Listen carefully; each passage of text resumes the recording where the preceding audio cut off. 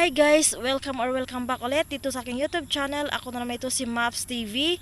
Don't forget to like and subscribe and hit the notification bell para ma-update kayo kung may bago akong upload.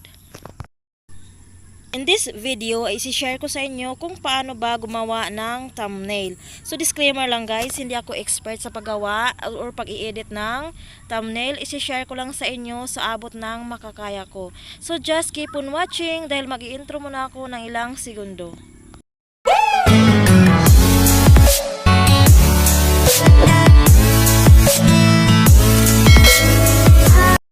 Andito na tayo ngayon sa ating cellphone at magsimula na tayong mag-screen record. So, ang gagamitin natin na apps ay ang PicsArt sa paggawa ng thumbnail. So, kung wala pa kayong PicsArt ay mag-download lang kayo sa Play Store.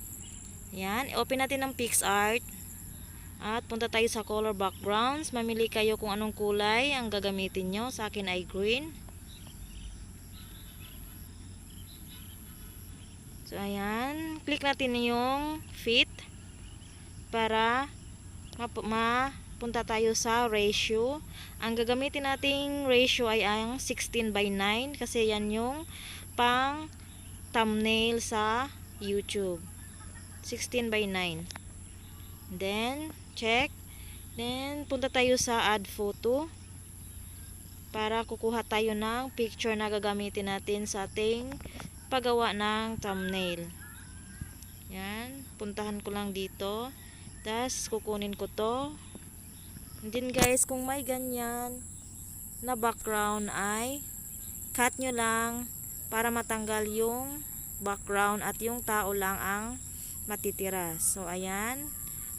Check. Ayan, ipesto lang natin siya kung saan siya magandang ilagay. And then, check.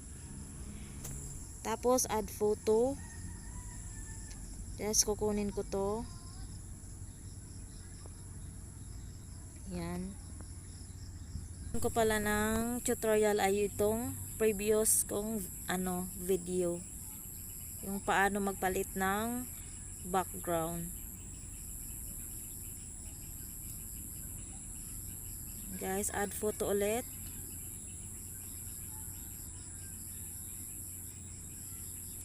Pwesto nyo lang kung saan siya pwedeng ipwesto. Kayo na bahala mag-design sa inyong thumbnail.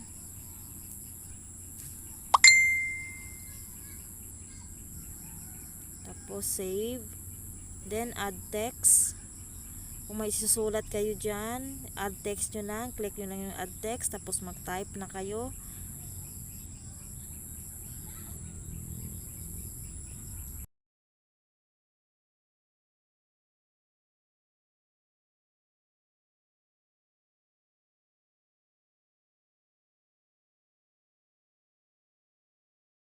Fonts ay pwede nyong palitan. Kayo na bahala kung alin ang fonts ang gagamitin nyo.